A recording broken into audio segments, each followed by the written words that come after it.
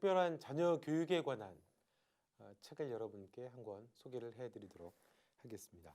하브루타라고 하는 말 많이들 들어보셨습니까? 친구나 짝을 뜻하는 히브리어 하베르에서 나온 말인데요. 짝을 이뤄서 서로 질문을 하고 토론을 하고 논쟁을 하는 유대인의 전통적인 토론 교육 방법이라고 우리가 알고 있는데요. 하브루타 교사가 답이다라고 하는 책을 내신 이익렬 목사님 모시고요. 오늘 책 이야기 함께 나누도록 하겠습니다. 목사님 모셨습니다. 목사님 어서 오세요. 네, 안녕하세요. 예, 천안에서 오셨네요, 목사님. 네네, 예, 천안에서 왔습니다. 먼 길 고맙습니다. 하브루타 아직 많은 분들에게는 뭐 익숙한 분들에게는 익숙한 용어일 수 있겠고 또 이제 이 용어가 낯선 분들에게는 좀 낯설 수도 있겠는데요. 간단하게 이제 하브루타에 대해서 제가 조금 전에 소개를 해드렸는데 맞는 건가요? 많이 알려져 있긴 한데요. 네. 실제로는 성경의 신명기 6장 7절에 보면 부모들 보고 자녀에게 강론하라 이렇게 말씀하시는데 그 강론의 실천이 이게 하브루타입니다.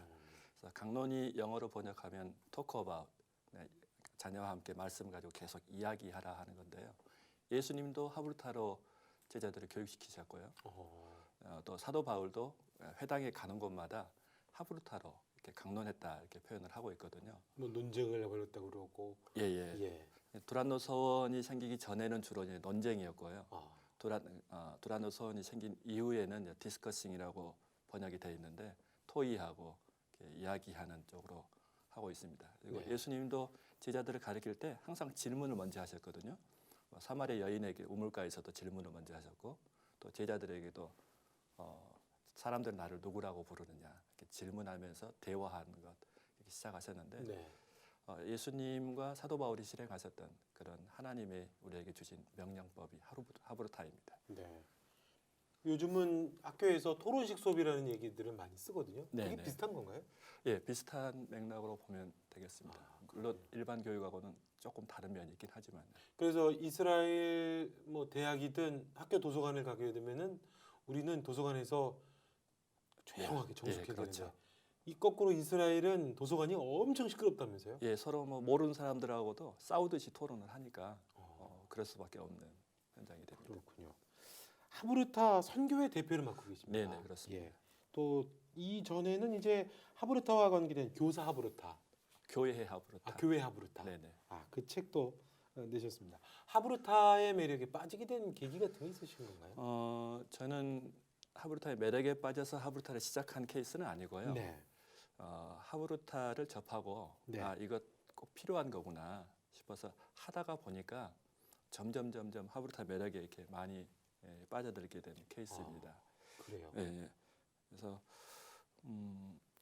성경 공부를 뭐 이야기도 안 했던 사람들이 하브루타를 한 이후에는 재밌다고 그래요? 예, 재밌다 하고 성경 공부를 하자고 이야기하고 또 간혹 가다가 약간 본인들이 했던 거 잊어버리지 않습니까? 그리고 그렇죠. 격결로 많이 나가죠. 예. 그래서 뭐 불만스럽게 성경 공부 왜 안 하느냐 이렇게 또 이야기하신 분들도 있는데 귀엽지 않습니까? 그래서 성경 공부에 관심들이 좀 늘어나고 있고요. 또 하브루타 하다 보니까 부수적인 어떤 그런 축복들이 참 많은 것 같습니다. 일단 얼굴을 대면하고 하다 보니까 관계 능력, 대면 능력이 좀 커지는 그런 것들도 있고요. 그래서 처음에는 조금 시행착오를 겪었지만 나중 되니까 제가 저희 교회에서 부부 상담을 해본 지가 한 2년 넘은 것 같아요. 성도들의 그 미묘한 갈등 상담도 거의 안 해봤던 것 같고요. 그래요? 근래에 들어서요. 그러면 그거는 이제 평소에 성경 공부하면서 토론도 하고 예, 나누셨기 대화하니까 때문에 관계 능력이 커져서 그러지 않는가. 표현 능력이 굳이 좋아져서. 별도의 시간을 내서 그럴 필요가 없다. 또 사춘기 아이들이 없어질 정도로 그래요? 굉장히 효과가 있는 교육 방법입니다. 저도 이제 목장 모임이나 네네. 부용 모임, 소 모임을 하게 되면 네네. 정해진 그 교재라든가 그 예. 프린트물이 있잖아요. 예.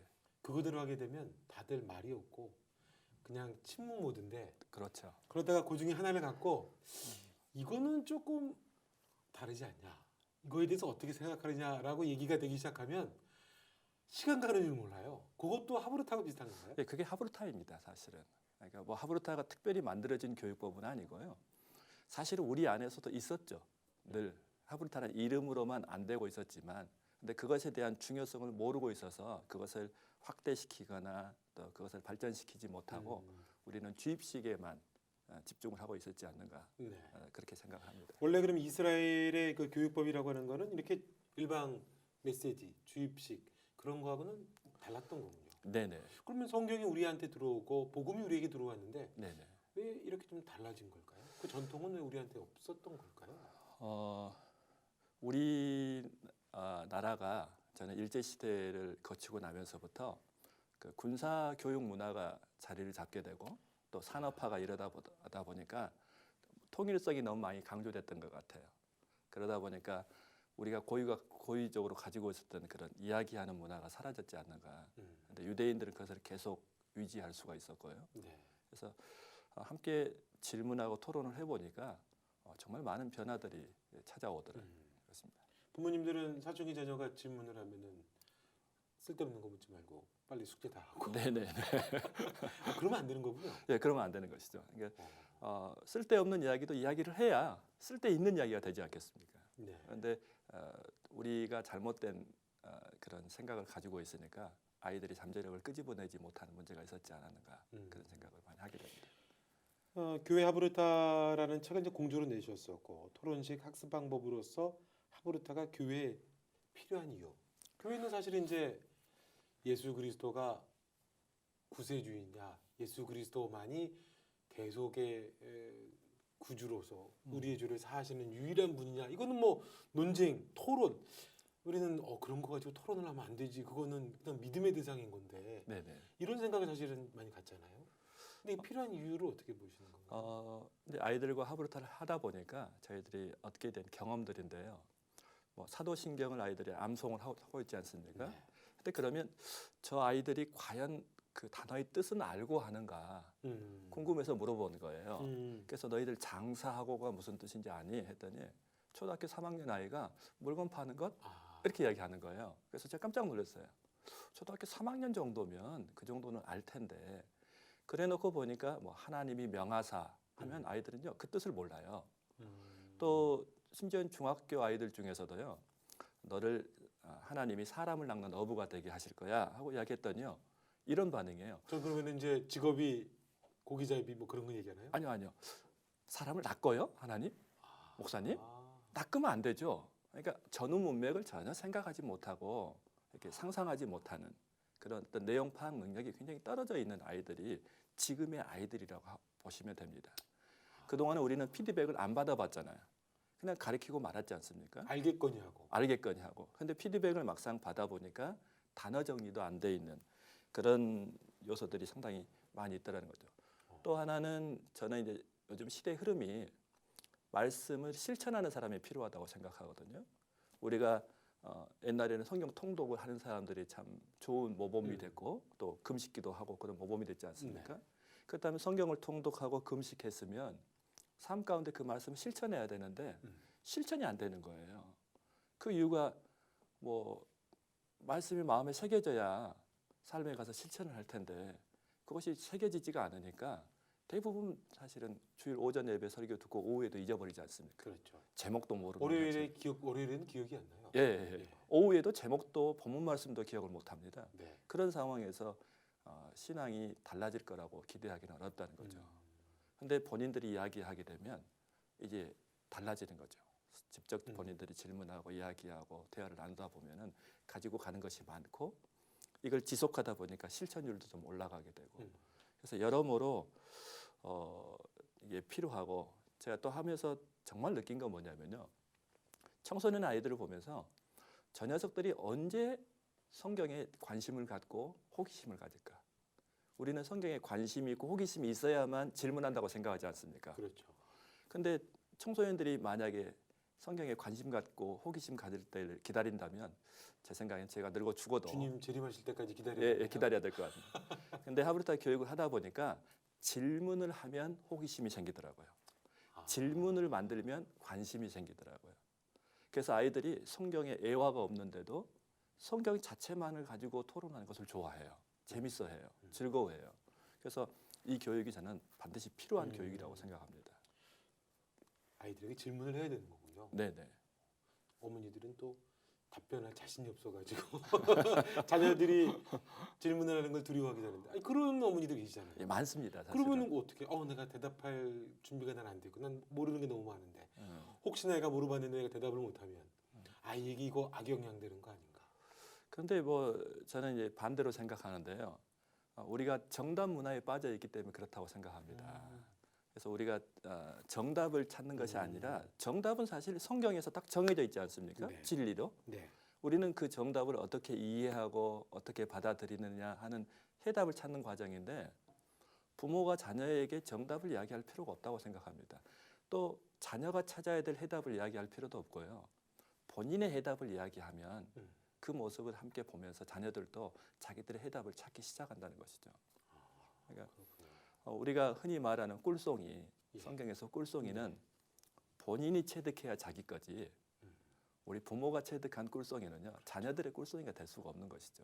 꿀 싫어하면은 그 꿀이 아니고 도가니예요. 그냥. 예, 맞습니다. 부모님한테는 꿀이지. 맞습니다. 그래서 우리가 뭐 40년, 50년 동안 신앙생활하고 인생 살면서 배운 꿀을 아이들한테 막 주입하려고 하는데 사실 아이들은 아직은 그것을 이해할 수 없는. 맞아요. 그러니까 그 아이에게 맞는 꿀은 본인만이 체득할 수 있다는 거죠. 그게 이제 서로 질문하고 이야기하고 토론하다 보면 각자 자기에게 맞는 것을 가져가기 때문에 훨씬 더 좋은 공부가 되는 것이죠.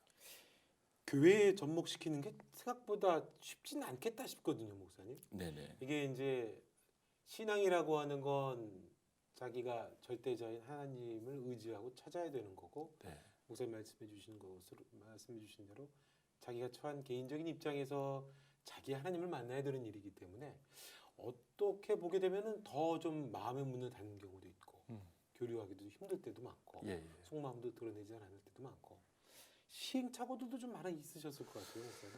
예, 시행착오가 참 많았습니다. 예. 처음에 하브루타를 접하고 났을 때 하나님 말씀 강론이지 않습니까? 그래서 이제 그런 마음이었어요. 만약에 이 말씀이 좀 똑똑한 사람들이 하면 되고 좀 그렇지 못한 사람이 하면 안 되거나 또 교세가 있는 교회에서 하면 되고 또 일꾼이 없는 교회에서 하면 안 되고 뭐 여러 가지 조건에 의해서 나눈다면 네. 하나님 말씀이 아니지 않는가? 그러면 하나님 말씀은 세상을 이긴 말씀인데 그럼 한번 해보자 하고 시작을 했어요. 너무 필요하다고 생각했고 너무 좋다고 동감했으니까. 근데 막상 하려고 보니까요. 어떻게 해야 되지? 어디서부터 해야 되지? 하우가 전혀 없는 거예요. 그래서 저는 이제 하브루타 교육협회가 있는데요. 그곳에 가서 자격증도 딸 겸 또 공부를 해서 왔단 말입니다. 그래서 거기서 배운 것을 그대로 교회에서 해봤더니 어른들은 좀 좋아해요. 상당 일부는 이제 간혹 가다가 질문하는 거 너무 힘들어하고 싫어하시는 분들도 계시거든요. 근데 젊은 층들 위주로는 좀 좋아하더라고요. 근데 그것을 가지고 학생들한테 갔더니 아예 말을 하지 않는 거예요. 왜 그럴까요?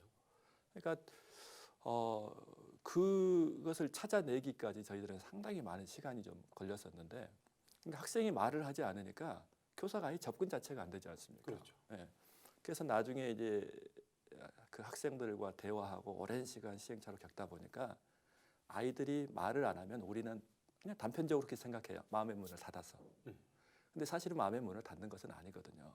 열려 있음에도 불구하고 그런 문화 속에서 한 번도 경험을 안 해봤기 때문에 뭘 질문해야 되는지, 뭘 말해야 되는지, 뭘 말해야 되는지, 또 선생님 어른이잖아요. 이 선생님 앞에서 이렇게 이야기해도 되는 건지, 이렇게 이야기하면 또 틀린 답은 아닌지. 자기 친구들끼리는 별 얘기 다 할 텐데. 예, 수다 때는 별 얘기 다 하는데 제가 멍석 컴플렉스라고 이야기하는데요. 멍석만 깔아주면 못하죠. 다들 말을 못하는 거예요. 그러니까 이러한 것들을 이겨내기 위해서 아이들의 말을 끄집어내고 아이들이 스스로 질문하게 만들기 위해서 참 많은 것들을 겪었고 그래서 지금은 이제 질문을 별도로 질문하는 법을 가르치기도 하고요. 그렇게 하니까 아이들은 훨씬 자발적으로 하게 되는 것들이 늘어났습니다. 우리 방송 듣고 계시는 우리 이제 부모님들도 그런 생각들을 하실 것 같은데 보통 이제 초등학생 정도가 되면 이거 어떻게 생각하니? 이건 이런데 너는 어떻게 생각하니? 라고 질문을 하면 초등학생 정도는 해맑아서 얘기가 돼요. 네. 한 시행착오 한두 시간이면 근데 이제 고등학생 정도 되면 아유 됐어요. 이렇게 닫아버리잖아요. 그렇죠. 그럼 이제 고등학생 자녀들 부모님들은 우리 애는 하브르타로 이렇게 할 수 있는 시기를 놓쳤구나. 이제는 끝났구나. 애가 머리가 커서 학교 공부 준비한다고 그래가지고 이미 이제 늦었구나. 그런 생각들도 하실 것 같거든요. 저희들이 이제 학생들, 중고등학생들하고 하브르타를 해보면서 느낀 건데 그 아이들이 이렇게 처음에 대답하지 않죠. 목사님 말씀하신 것처럼. 근데 그 이유가 뭐냐면 부모들에 대한 선입견을 가지고 있는 겁니다. 아이들이요. 아이들이. 그러니까 부모들이 우리한테 이야기할 때는 당신들의 이야기를 일방적으로 해왔던. 그러니까 14년 사는 아이들은 14년 동안 부모들한테 당해온 거예요. 기성세대에게 속았다고 생각하는 거죠. 근데 우리가 어쩌다 무슨 교육 한번 받고 가가지고 이야기해봐 한다고 아이들이 텁썩 이야기하지는 않죠. 네. 그래서 하브르타가 중요한 것은 부모들의 태도 변화예요. 그러니까 부모들이 어떻게 태도 변화가 아이들을 가르치려 하는 욕심이 너무 크거든요. 그래서 예를 들어서 학생이 질문 하나 하잖아요. 그럼 학생은 단순하게 질문해요. 근데 우리는 맞아요. 너무 심각하게 생각하고요. 기회가 왔다. 예, 이때다 하고 막 이때다. 이야기하거든요. 제가 이걸 어떻게 알았냐면요. 주일 끝나고 한 번은 이제 차를 몰고 집에를 가는데 아들이 이제 고등학교 1학년 올라간 녀석이 있는데 아빠 왜 중고등부 애들이 아빠하고 이야기 안 하려고 한지 아세요? 그래요. 어우, 저는 고급 정보 나오나 본데요. 예, 저는 아이들이 나하고 이야기 안 하려고 한지도 몰랐어요. 왜냐하면 내가 가서 말을 걸면 애들은 대꾸를 하잖아요. 그래서 저하고 대화 한 줄만 알고 있었는데 애들은 저하고 대화하기를 싫어한다는 거예요. 그래서 왜 그러는데 하고 물어봤더니 우리는 그냥 한마디 한 건데 아빠는 10마디를 하시잖아요. 그래서 아빠가 그렇게 하시면 안 돼요. 그리고 우리가 정말 물어보고자 하는 것이 무엇인지 다 듣지도 않고 이야기할 때가 많으세요. 그러더라고요. 제가 충격이었는데요. 그렇네요. 예, 그래 놓고 보니까 우리들이 학생들이나 자녀들이 물어보면 그것을 알았다고 착각하고 있는 거예요. 그 질문에 대해서 좀 더 정확하게 의도를 파악하기 위해서 역질문하지도 않고 추가 질문하지도 않고 그저 알았다고 설명만 하고 가르치려고 달려드니까 주입하려고 그러고. 아이들은 어른들과 대화를 하기 싫은 거죠. 그럼 그 다음에는 이제 아예 질문도 안 하겠죠. 예, 그렇죠. 아예 뭐 네 아니요로 대답하고 마는. 그럼 목사님 얘기 들으면은 우리 아이가 좀 변해왔으면 좋겠다 싶은 생각들을 참 많이 갖고들 계실 텐데 네네. 아이들이 그러면은 요거로 대화를 잘 풀어가면 아이를 변화시킬 수 있는 건가요? 예, 그렇죠. 아이들이 변화되면 부모가 바뀌더라고요. 부모도 바뀌는 거예요. 예. 그러니까 처음에 제가 이 하브르타를 시작할 때 주변에서 목사님들이 저한테 그렇게 이야기하셨어요. 저희는 이제 개척이나 마찬가지인 상황이었는데요. 네. 어른들을 좀 성도를 좀 확보하고 전도하고 나서 아이들을 하면 좋지 않겠냐. 아이들 교육에는 돈도 많이 들어가고 여러 가지로 어려운데. 근데 그 당시에는 제가 무슨 배짱이었는지 뭐 교육은 본질입니다 하고 열심히 했거든요. 근데 한 몇 년 하다 보니까 아이들이 변화되면 부모도 바로 변화돼요. 근데 부모가 변화된다고 아이들이 교회에 나오지는 않습니다. 근데 저희 교회에도 이제 크리스찬이 아닌데 네. 하브르타를 알고 자녀들을 가르치겠다고 오신 분들이 일부 계세요. 근데 그 가정들을 보니까 아이들이 많이 변했거든요. 그러니까 부모들이 결국은 교회에 나오고 또 4월달에 2녀석이나 또 세례를 받게 되는 일들이 생기고요. 뭐 이런 변화들이 일어나더라는 것입니다. 그렇군요. 네. 부제가 목사님 다음 세대를 살리는 쉽고 강력한 변화 이렇게 달아놓으셨습니다. 위기론이 이제 교회의 위기, 다음 세대들에 대한 위기, 또 젊은이들이 교회를 떠난다라고 하는 위기, 이 얘기는 참 오래전부터 나오고 있습니다. 점점 더 피부에 와닿고 있고요. 네. 어떤 대안 같은 게 이게 될 수 있는 거라고 보시는 건가요? 이제 하브르타를 받아들이고 시행하는 목사님들의 의견은 이게 대안이다라고 저한테 말씀을 하시거든요. 저도 거기에 100% 동감합니다. 그리고 교육은 제 생각에는 아이들은 결정권이 하나도 없어요. 그렇죠. 학교 결정도 부모가 하고 학원 결정도 부모가 하고 학습지 결정도 부모가 하고 근데 교회도 마찬가지입니다. 그렇죠. 공부를 하는 방식도 어른들이 결정하고 시간도 어른들이 결정하고 모든 것을 다 어른들이 결정하는 거예요. 그래서 저는 이게 어른들이 바뀌지 않으면 아이들에게는 좋은 교육의 기회마저도 없다고 생각합니다. 그래서 어른들이 먼저 바뀌어야 된다고 생각을 하는데요. 이게 대안이 될 수 있는 이유가 뭐냐면 어른들이 가장 빠른 시간 안에 바뀔 수 있는 방법이기 때문에 그렇습니다. 그러니까 어른들이 저는 손맛이라고 이야기하는데요. 그러니까 낚시하면 손맛을 봐야 된다고 하지 않습니까? 본인들이 질문, 대화, 토론을 하면 아이들보다 빨리 손맛을 보는 것 같아요. 어른들이요. 이 어른들이. 왜냐하면 어른들은 배경 지식이 많지 않습니까? 또 배경 경험이 많고 또 어느 정도 지적 능력이 있고 그러니까 질문, 토론을 아이들보다는 사실 빨리 배웁니다. 그렇게 되면은 또 어른들이 느끼는 것들이 많아지니까 달라지기 시작하고 그 달라진 변화를 아이들이 감지하더라는 것입니다. 그리고 아이들이 달라들기 시작하고 달라지기 시작하고 저희 가정도 마찬가지였습니다. 그러니까 강론을 해야겠다 생각하고 집에서 강론을 시작했죠. 근데 신명기에 보니까 부모가 자녀를 가르치라고 나와 있지 않습니까? 그래서 저는 아들을 가르치기 위해서 하브루타를 했어요. 근데 하다 보니까 아들이 깨달은 것보다 내가 훨씬 깊이 있게 깨닫고요. 아들이 깨달은 것보다 훨씬 제가 폭넓게 깨닫고 있는 거예요. 그리고 또 적용을 하거나 실천 사항을 이야기하면 아들 앞에서 이야기했지 않습니까? 안 할 수가 없잖아요. 그렇죠.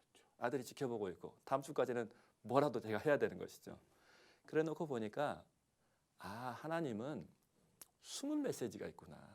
성경에는. 그러니까 책상 앞에서 생각하고 공부해서 알 수 있는 메시지가 있는가 하면 그 말씀을 실천해 볼 때 느낄 수 있는 메시지가 있더라는 거예요. 그래서 저는 그걸 숨은 메시지라고 이야기를 하는데요. 숨은 메시지는 하나님은 어른들을 단단하게 만들고 싶으셨던 거예요. 부모들을 단단하게 만들고 싶으셨던 거예요. 유대인들은 부모의 신앙이 단단해지니까 신앙이 전수됐구나. 또 그게 결국에는 자녀들에게 영향을 주게 돼요. 예. 그리고 그게 대물림이 되게 됐고. 그래서 자녀들과 하브루타를 해보니까 그걸 제가 깨달을 수 있더라고요. 그래 놓고 보니까 우리가 하브루타를 토크어바웃이지만 한국말은 강론이라고 번역을 했지 않습니까? 강자는 새길 강자, 익힐 강자, 논자는 이야기할 논인데요. 이야기하는데 언제까지 하느냐? 몸에 마음에 새겨질 때까지. 새기면서도 그냥 새기는 것이 아니라 계속적으로 서로 이야기하면서 서로 피드백을 주고받으면서 좀 더 구체화해 가면서 나가는 것. 이것이 하브루타라는 거예요. 그건 뭐 시간 정해놓고 하는 거는 아닌 거예요? 뭐 그렇지는 않은데요. 저희 가정 같은 경우는 이제 주일 저녁에 하기도 하거든요. 근데 끝나고 나면 그날 설교 가지고 집에 와서 또 이야기하고 보통 뭐 1시간 정도, 1시간 반, 길어질 때는 한 2시간 정도. 근데 그 시간 가는 줄 모르고 이야기하게 됩니다. 자녀하고 그 시간 그렇게 얘기한다는 거는 쉽지 않은데요. 요즘 예, 아이들. 그렇죠. 그러니까 하브루타 하는 아이들이 그런 이야기 하더라고요. 저희 교회 아이들이 목사님, 우리 같은 사람들은 없을 거예요. 또 왜? 그랬더니 우리 세대의 부모들과 이렇게 이야기하는 사람들은 없다는 거예요. 그렇군요. 방송을 듣고 계시는 청취자분들이 우리 아이하고 그 정도로만 얘기를 해도 원이 없겠네 아마 그런 생각들을 하실 것 같네요. 근데 그렇게 오래 걸리지는 않습니다. 그렇군요. 그래도 참 어렵거든요. 왜냐하면 어른들도 자기가 토론을 할 때도 사실 자기가 100% 확신하는 가운데 믿음에 서지 못하는 경우가 있다 보니까 자기도 확신이 안 서는 부분이 있고 자신 없는 부분이 있고 그러다 보니까 토론식 가도 그렇게 하고는 싶지만 자신이 없는데. 근데 이제 목사님은 챕터에서 그런 얘기 하셨어요. 그냥 무조건 해라. 하브루타 그냥 담대하게 그냥 무조건 시작부터 해라라고 이야기하셨거든요. 그건 어떤 의미로 이렇게 얘기해 주신 거예요? 유대인들의 어떤 가치관 중에 후추파라는 것이 있더라고요. 근데 그것은 약간 무대뽀 정신으로 도전하는 정신인데 저 또한 하브루타를 이렇게 무조건 이렇게 도전하기 시작했는데 처음에는 제가 말씀을 순종한다고 생각을 했어요. 제가 한다고 생각을 했는데 조금 지나니까요. 역시 말씀은 살아계셔서 말씀이 저를 이끄는 모습들 제 삶 가운데 참 많이 발견했거든요. 그래서 하브루타는 아이들과 대화를 하기 위해서 자기 자신만 내려놓고 정말 내 아이한테 가르치지 않고 소통을 하고 대화를 하겠다는 생각으로 접근하기 시작하면 하나님께서 이끌어 주시는 것들을 경험하게 되실 것입니다.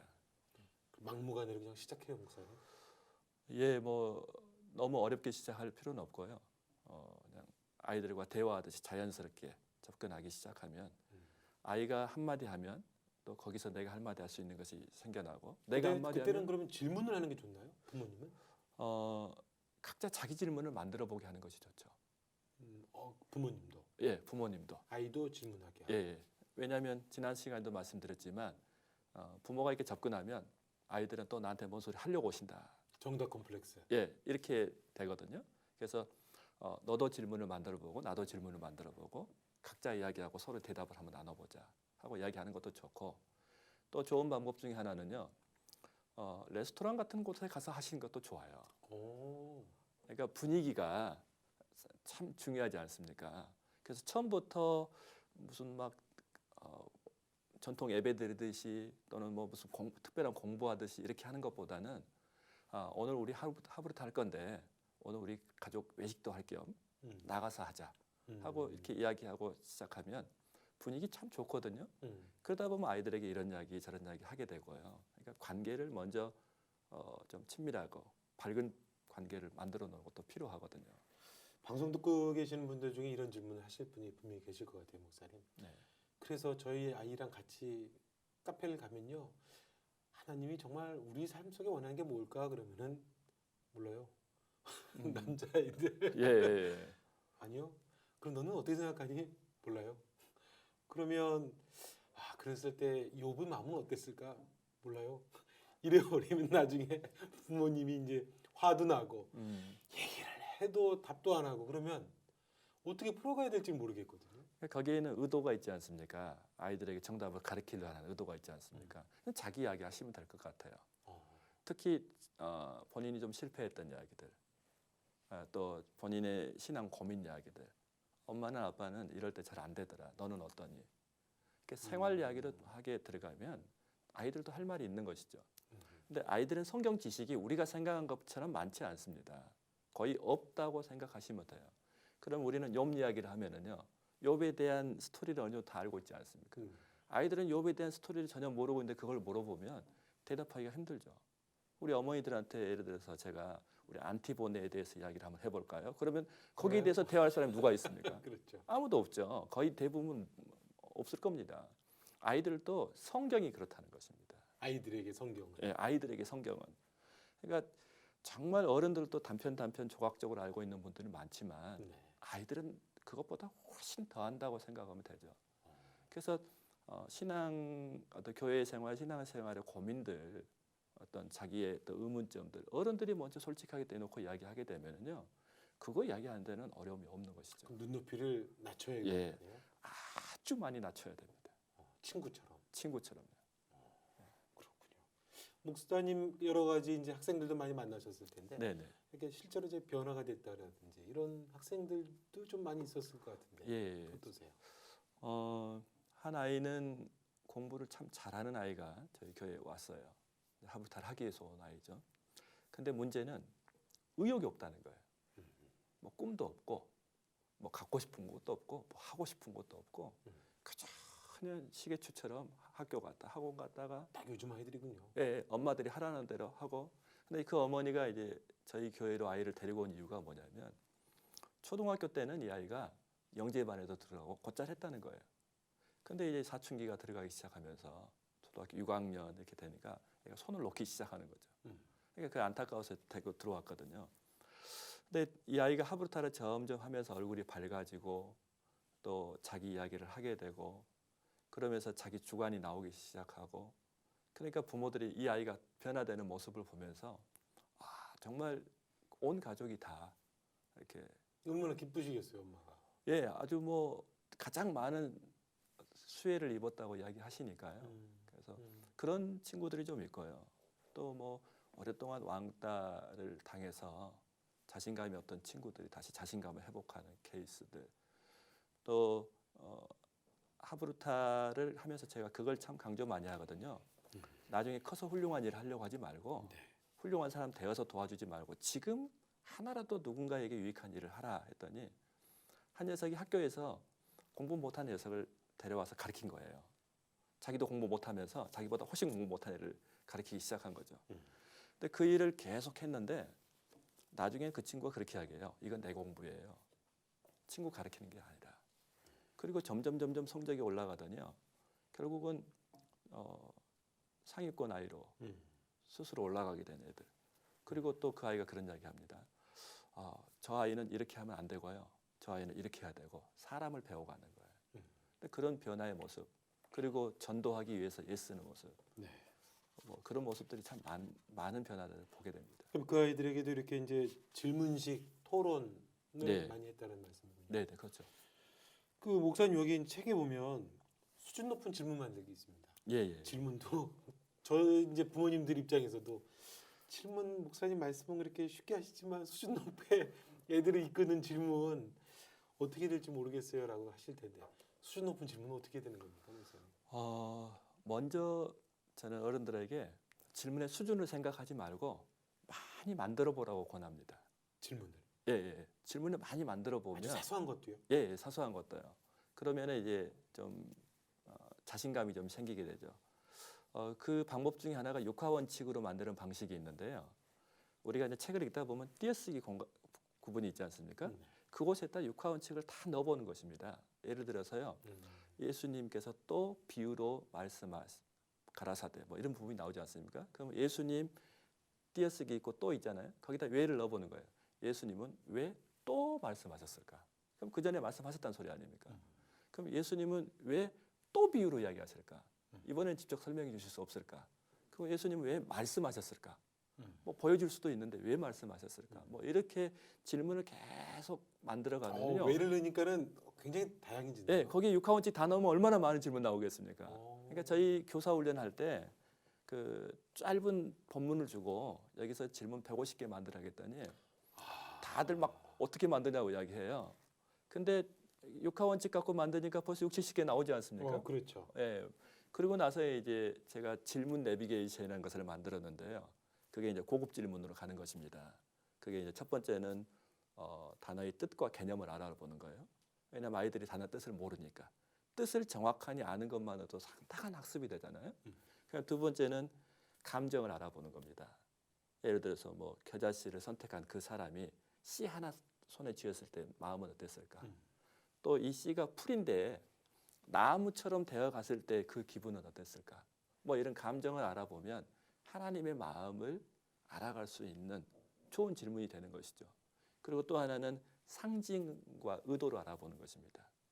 왜 하나를 선택하셨을까? 제가 이스라엘에 가봤더니 겨자씨는 그 들판에 쫙 깔려 있는 거, 우리나라 쑥과 같은 존재더라고요. 근데 왜 그 겨자씨를 자기 채소밭에 심었을까? 농부가. 그 전문가를 할 수가 없잖아요. 전문가 농부를 할 수가 없잖아요. 근데 왜 그런 일들을 한 의도가 뭘까? 또 겨자씨가 말씀이라면 이 말씀이 내 삶에서 나무가 된다는 의미는 또 뭘까? 뭐 이 상징은 또 뭘까?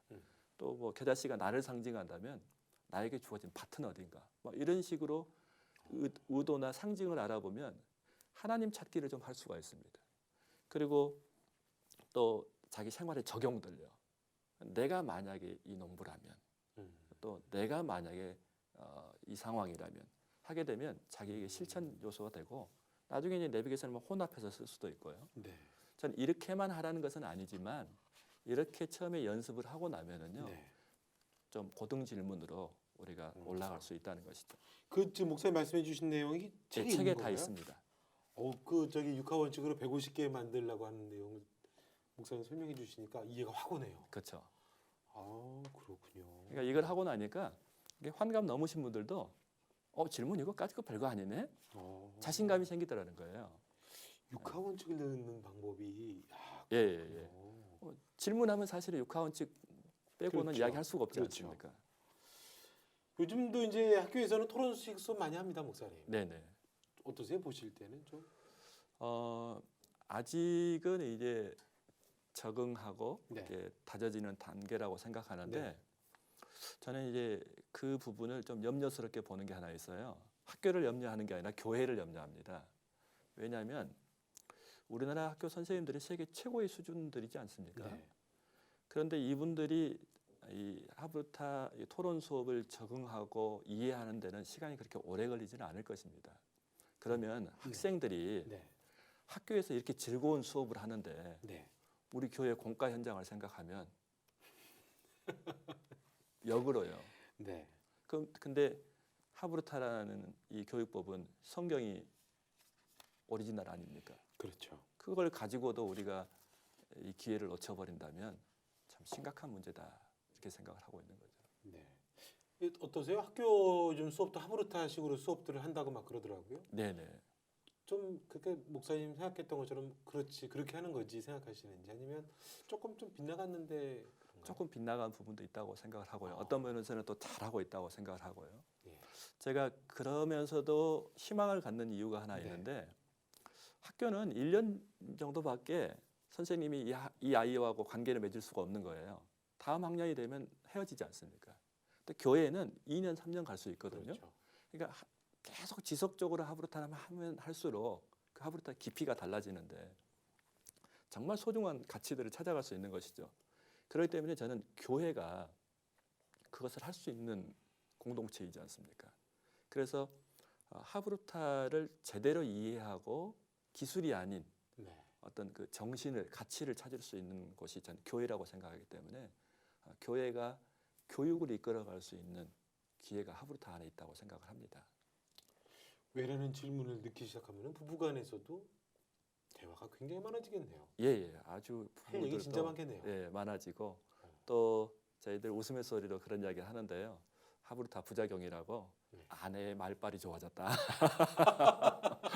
그럴 수 예, 있겠네요. 우리도 수긍할 수밖에 없는 이야기들을 잘한다. 그 전에는 이제 감정적으로만 하는 예. 분들이 이게 논리적으로 또 근거를 가지고 이야기를 하면 아, 수긍할 수밖에 없는 수긍할 일들이 수밖에 많아지거든요. 없죠. 예. 근데 건강한 동역자가 되는 거죠. 말씀을 토론하고 하나님 나라를 배워가고 찾아가는 건강한 동역자로 설 수 있는 것 같습니다. 목사님 책에서도 보면 이제 소통과 경청으로 대화하는 교사가 되는 게 참 네. 중요하다 이야기하셨거든요. 사실 이제 아이들의 마음을 열어주는 대화. 사실 이제 목사님하고 지난 시간부터 얘기 나누는 것도 아이들의 마음을 어떻게 열어주는 거냐 그런 얘기 참 많이 나눴는데 부모님들도 사실 참 쉽지 않은 일이고요. 뭐 지난 시간에 들으셨던 분들은 이제 어느 정도 얘기 좀 들으셨지만 오늘 또 들으시는 분들은 그렇게 해도 안 됩니다라고 하는 분들도 있을 거고. 예. 정작 나 자신이 그것도 어느 정도 좀 얘기가 조금 잘 할 줄 아는 사람들 얘기죠. 얘기하는 게 좀 낯설고 어색한 또 그렇게 살아온 어른들은 나 자체가 너무 어색하고 어려운데 이제 그런 고민들도 있을 텐데 아이와 원활한 대화를 좀 나눌 수 있는 팁 좀 소개해 주세요. 목사님. 정말 좋은 팁이 있는데요. 제가 교회 보면 조그만 아이들 자꾸 뛰어다니지 않습니까? 그렇죠. 초등학교 1학년까지 막 뛰어다니는데 네. 제가 한번 이제 고민을 털어놨어요. 좀 다칠까 봐서 안 뛰었으면 좋겠는데 왜 아이들은 뛰는지 모르겠다 했더니 정형외과 의사 선생님이 저한테 그러더라고요. 하나님이 아이는 뛰게 만들어 놨어요. 그래서 왜요? 했더니 성장판이 뼛속에 있다고 합니다. 그러니까 뛰지 않으면 성장판이 자극을 안 한대요. 그렇기 때문에 아이들은 뛰어야 된다는 것입니다. 그래 키가 자라는군요. 예, 그래야 키가 자란다는 것이에요. 근데 대화하는데도 성장판이 있다는 것을 제가 알았어요. 그러니까 오랫동안 하면서. 근데 그 성장판은 의외의 것들입니다. 우리는 자꾸 하브르타 뭐 질문 토론하면은 대화하는 기술을 배우려고 하지 않습니까? 네. 그런데 그것이 아니라 성장판 정말 엉뚱한 곳에 있는데 가장 중요한 성장판 두 가지를 이야기한다면 첫 번째는요 눈을 보고 이야기하는 것입니다. 팁이군요. 예, 눈을 보고 이야기해야 돼요. 남자아이 키우는 엄마들 많이 느낄 거예요. 애들아 밥 먹자 하면은 대답은 납죽해놓고 안 나오지 않습니까? 네네. 근데 찾아가고 아들 밥 먹자 하면은요 아이들 바로 알아듣습니다. 지금 안 나가면 무슨 일이 생길지. 간혹가다 집안 이제 큰 아들도 그러시죠. 네. 예. 근데 사람만이 눈을 보고 의사소통을 하고 감정 교류를 하지 않습니까? 침팬지가 뭐 털을 가고 스킨십은 있지만 눈을 보고 이야기하지는 않거든요. 근데 눈을 보게 되면 정말 많은 변화를 이끌어낼 수 있습니다. 그리고 눈을 보고 이야기하는데요. 소통이 안 된 경우는 거의 없어요. 그리고 소통이 끊어지는 사람들의 특징이 뭐냐면 눈을 보지 않는 거지 않습니까? 아이들도 불렀는데 얼굴을 대면하지 않으면 이 아이에게 정서적으로 문제가 시작됐다 이렇게 생각해도 저는 나쁘지 않다고 생각하거든요. 눈을 봐라. 눈을 보는 것입니다. 두 번째 팁은요. 리액션 하는 겁니다. 여기도 이제 리액션 얘기하셨어요. 목사님? 예. 풍성한 리액션. 예. 리액션은 말 그대로 반응이지 않습니까? 상대방의 행동에 대한 반응이에요. 근데 상대방의 행동에 없는데도 하는 칭찬은 칭찬 중독증을 갖고 있어요. 그래서 오히려 더 안 하려 하게 되고 쉬운 것만 찾아가게 되고 칭찬받을 욕심에 거짓말도 나중에 하게 되고 그런 요소로 치우치는데 본인이 한 행동에 대한 칭찬은 더 하고 싶은 욕구를 불러일으키게 되는 것이죠. 칭찬 중독의 대표적인 것이 어렸을 때 우리 아들 멋져해요. 우리 공주 세상에서 제일 예뻐해요. 넌 천재야. 예, 너 천재야. 어. 근데 초등학교 한 3, 4학년만 돼도 자기가 세상에서 제일 안 예쁜 것도 금방 알고 돌아오잖아요. 근데 이제 집에서는 계속 그런 이야기를 하면은 그냥 엄마가 하는 이야기. 그냥 일상적인 이야기. 우리 집에서는 하는 이야기. 신뢰성이 떨어지는 거예요. 신뢰성이 떨어지는 거죠. 그런데 아이가 하는 행동에 야, 너 그거 멋져. 하게 되면 아이들은 달라지기 시작하죠. 그리고 야, 너 좋아 하면은 그거 신선해. 나도 생각 못했던 거야. 그런 이야기들은요 아이들을 춤추게 만드는 것이죠. 그래서 리액션은 저는 간단할수록 좋다고 생각합니다. 간단할수록 예. 리액션은. 우리 어른들은 길게 설명하면 애들은 잔소리라고 착각할 수 있으니까요. 그래서 말로 하는 것도 우리 많이 하는 거 있거든요. 와, 그거 한마디 하면 되는 거예요? 예, 헐, 더 길게 하면 안 돼요? 예, 뭐 길게 할 필요는 없습니다. 충분히 전달이 돼요. 아이들한테. 예, 아이들한테 헐, 대박 하나 가지고도요 충분히 전달이 되고요. 때로는 그 아이들 용어로 해주는 것도 좋죠. 요즘 뭐 애들이 뭐 쩐다 뭐 이런 쩐다. 표현을 개 쩐다. 뭐 개가 옛날에는 그 좀 안 좋은 용어로 쓰였지 않습니까? 욕설할 때. 근데 요즘에는 다 좋게 쓰이더라고요. 개이득, 뭐 개쩐다. 근데 그것을 한두 번만 하셔야 돼요. 매번 할 필요는 없어요. 여기가 맹점이군요. 예, 예, 예. 왜냐하면 어른들이 목사님이 선생님이 애들 보고 야 그거 쩐다야 이렇게 이야기하면 애들도 웃겠죠. 근데 왜 하는지 압니다. 나하고 친해지고 싶어구나. 아이들이 하는군요. 그렇죠. 그런데 맨날 목사님이 선생님이 야 쩐다 개쩐다 하고 다니면 권위가 상실되는 거죠. 근데 저는 절대 권위가 상실돼서는 안 된다고 생각하거든요. 권위주의는 없어져야겠지만 권위는 저는 살아 있어야 된다고 봅니다. 교회에서 목사님의 권위는 살아 있어야 되고 가정에서 부모의 권위는 살아 있어야 되고 또 교육 현장에서 선생님의 권위는 살아 있어야 된다고 생각을 하거든요. 그래서 그 정도만 하셔도 충분히 이해가 된다. 그리고 또 행동으로도 리액션 할 수 있습니다. 뭐 엄지척이라든가요, 하이파이브라든가, 그것도 짧게. 네, 짧게요. 그리고 뭐 이런 하트 뭐 이런 것으로 이야기하게 되면요 아이들 좋아하죠. 근데 이게 넘치면 아이들이 안 되는군요. 네, 넘치면 또 잔소리가 될 수 있으니까 짧게 하면 그리고 자기가 했던 것에 집중하게 될 수 있죠. 근데 이걸 길게 해버리면 또 선생님에게 집중할 거 아닙니까? 그렇죠. 그러니까 자기가 예를 들어서 뭐 좋은 말을 했다. 그럼 그 말 정말 멋있다. 짱. 끝나는 거예요. 그러면 아이는 더 하려고 하는 것이죠. 더 적극적으로. 그러니까 눈을 보고 이야기하고 리액션만 잘해줘도요. 아이들은 정말로 달라집니다. 그러니까 저희 교회에서 유치부 같은 경우도 하브루타를 1시간 반 정도 하거든요. 네. 근데 1시간 반을 흐트러짐 없이 집중해요. 유치원생들이요? 유치원생들이요. 오, 그거 가능한가요? 가능합니다. 물론 이제 그래도 활동하는 것들이 있긴 한데요. 그게 가능한 이유는 뭐냐면 교사의 리액션입니다. 아이들이 할 때마다 야, 너 그거 멋져. 나도 그렇게 해야지. 하면서 막 그렇게 하면은요 아이들이 막 신나는 거죠. 그러니까 중간중간 리액션을 해주니까 아이들은 흐트러짐 없이 집중해서 하게 되고요. 그렇게 하고 나니까 그 이해도가요 어른들 이상으로 이해를 하게 되더라고요. 그래서 그렇군요. 예. 가정에서 이 두 가지만 기억하십시오. 예. 목사님께서 두 가지 팁을 알려주셨습니다. 리액션하고 눈 마주치. 예. 근데 아이들이 남자애들 같은 경우는 눈 피하는 경우가 많잖아요. 그래도 그렇죠. 야 너 나 안 봐? 이러면 안 되겠군요. 예. 이 자연스럽게 눈을 볼 수 있게 하는 게 필요한데 영아부에서 한번 저에게 영아부 하브루타를 해달라는 거예요. 그래서 영아부가 무슨 질문 토론을 하느냐. 근데 또 목사들은 성도들 요구하면 뭔가를 해내야 되지 않습니까? 그래서 제가 두 가지를 했어요. 하나는 내 아이를 관찰하기를 한 거예요. 내 아이 특성이 어떤 특성인가를 보는 관찰하기를 하고 두 번째는 눈 마주치기를 했는데 한 아이가 눈을 안 마주쳐요. 그리고 누가 봐도 문제가 있구나 싶을 정도로요. 폭력적이고 다른 아이를 밀치기도 하고 소리를 지르고. 근데 이제 리액션 하다 보니까 그런 아이들은 또 산만하게 돌아다니지 않습니까? 엄마가 가서 지금 우리가 연필을 가지고 잠자리를 만들 거야. 안 보잖아요. 강제로 얼굴을 돌려가지고 엄마가 지금 이거 할 거야. 아이가 끄떡이죠. 그리고 아이는 잘 돌아다니는 거예요. 그렇죠. 그리고 또 한데 이제 풀을 붙일 거거든. 색칠할 거거든. 할 때마다 눈을 보게끔 만들었어요. 첫 주가 지났어요. 두 번째 주 지나고 세 번째 주 딱 갔는데요. 엄청난 변화가 일어나는 거예요. 자기가 밀치고 싫어했던 아이를 야 이리 와 하준아 내가 너 도와줄게 하면서 쫙 오는데 제가 뒷머리가 쫙 서더라고요. 그래요. 왜냐하면 우리 아이가 달라졌어요가 저희 교회에서 현장에서 일어나고 있는 거예요. 눈만 마주치는 것으로도 어린 아이들은 빨리 변하더라고요.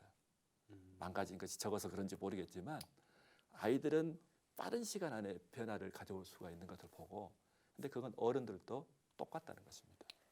그렇군요. 우리도 하나님하고 눈 마주치면은 죄 가운데는 안 빠지겠군요. 그렇습니다.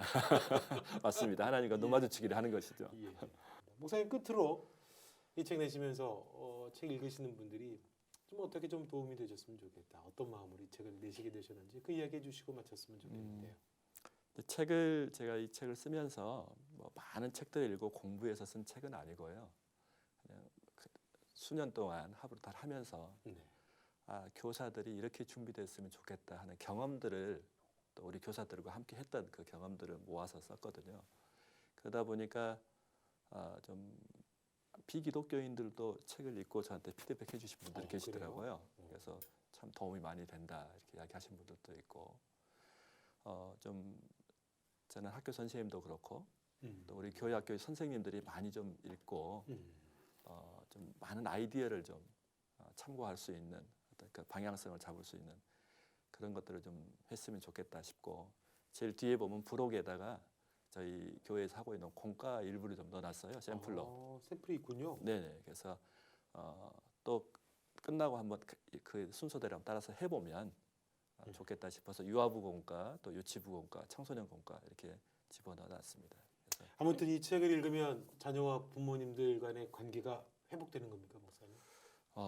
그러기를 기도하죠. 네, 많은 도움이 될 것이라고 알겠습니다. 생각합니다. 이익렬 목사님 모시고요. 오늘 책 이야기 함께했습니다. 목사님 좋은 말씀 고맙습니다. 네, 감사합니다.